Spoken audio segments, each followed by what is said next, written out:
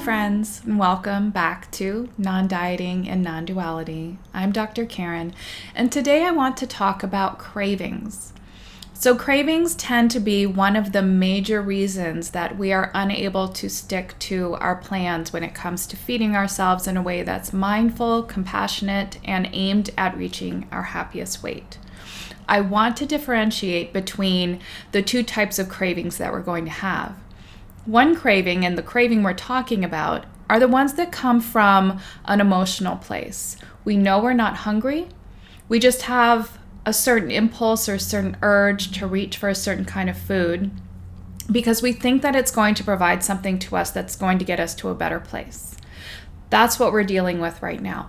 There are cravings that happen because your body's actually trying to communicate with you that it needs something. So if there are certain vitamins or minerals that you're not getting enough of, if you need water, even if you need rest, if you need sleep, sometimes these will come up as cravings. So you want to actually look into the craving and see for sure, am I hungry? Am I taking care of myself in other ways? Am I having a balanced diet? Am I getting all of the micro and macronutrients in my body that I need? Because your cravings may be trying to tell you something. So listen to that.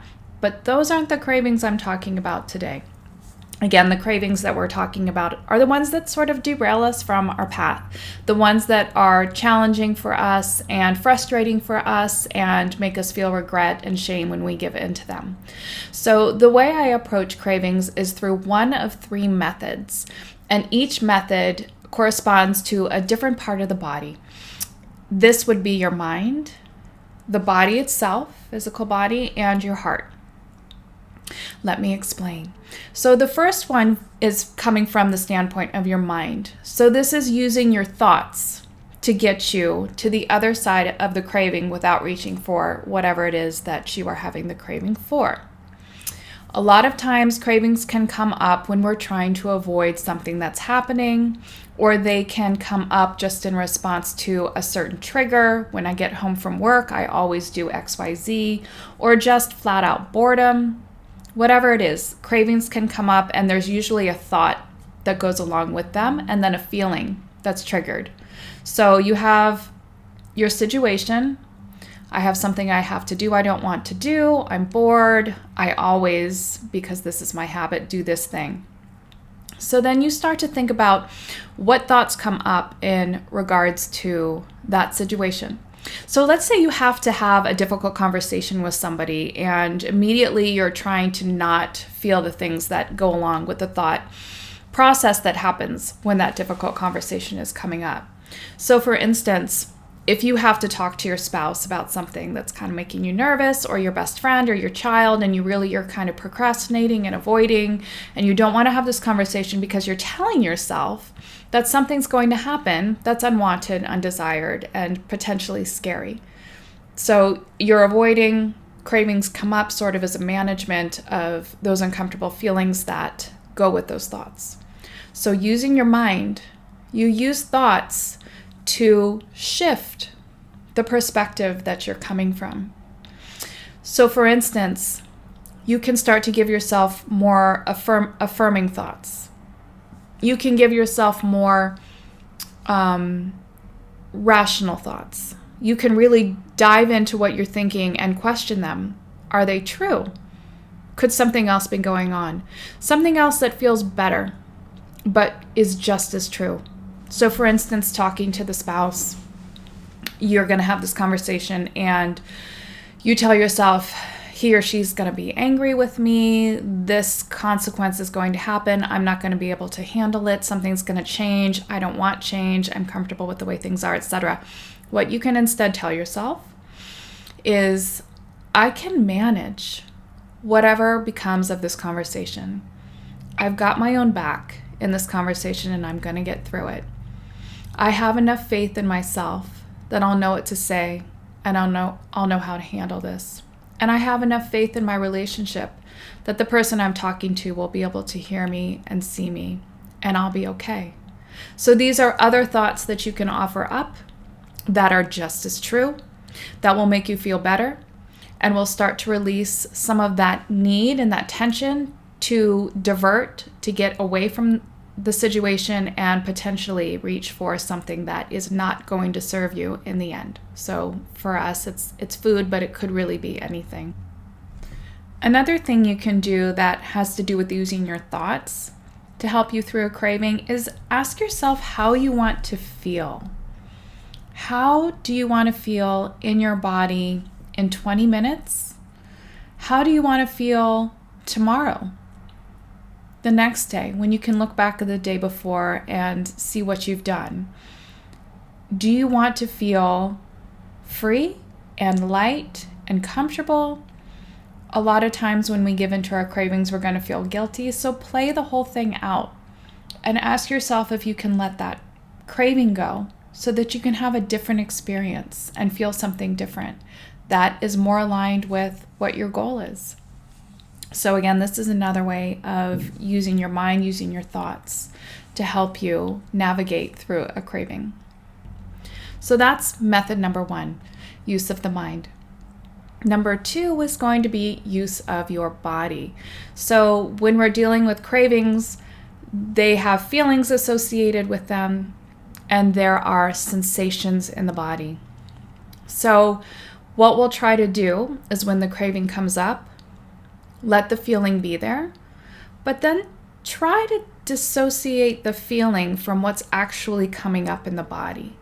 What's actually showing up, just the sensations, not the story, not the label that this feels like guilt, fear, shame, anger, whatever it is. Just sit, breathe, take a moment and feel into the body. What do you feel?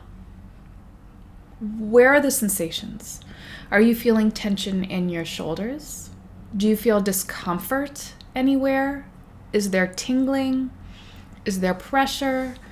A lot of times for me, it does show up as this sort of expanding sensation in my chest when I'm having these uncomfortable feelings that I don't want to feel. The raw sensation of it, that's what it feels like. If you can identify those sensations and just let them be there, what you'll notice is that they don't stay the same. They move, they transition, and eventually they dissipate. And with it, the feeling can dissipate as well. So that's one way to sort of ride through a craving by just taking all of the feeling out of it and going straight to the actual sensation behind the craving and seeing if you can be with it, seeing if you can allow it, see if you can give it space, curiously watching it as it morphs and shifts and moves and ends ultimately. So that's method number 2. And the third one is using your heart. So this is pretending that when the feelings are coming up and the craving is there, that instead of rejecting, resisting, pushing the craving away and trying to white knuckle your way through it and willpower your way through it, because that will not work out long term. Willpower only works for a certain amount of time. Instead, you're going to take a step back and see what's really going on.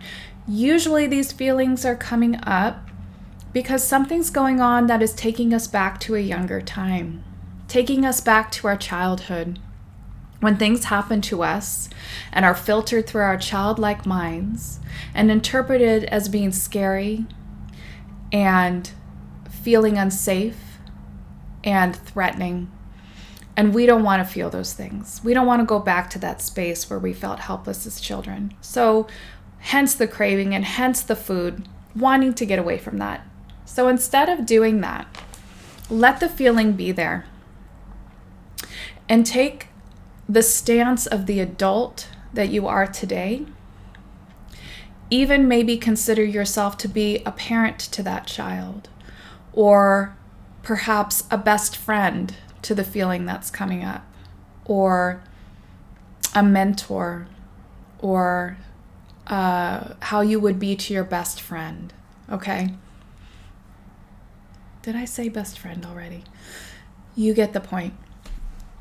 So look into the feeling. What would you say to yourself if it were somebody else feeling those things? You would say, it's okay. I got you. You're going to get through this. I'm right here. You don't have to worry. This feeling can't hurt you. You're safe to feel it. Just let it have its space. Anyone in your situation would feel this way if they were you. It's completely understandable. And it's okay. Just let it be there. And like the sensations in the body, eventually those feelings are going to dissipate because they're going to feel seen and heard and allowed. And it's the resistance against them that really creates the suffering and the problem. So I want you to try all or any of these approaches the next time you have a craving that's really feeling like it's taking you over. Try each of them. You may find that some of them work better than others for you, or that all three work at different times. I would like to hear how you're experiencing working with these different methods with your cravings. So comment below if you're having some success. And if you need anything else, advice or guidance or just support, let me know that as well too. All right, that's it for now. Take care of yourself. See you next time.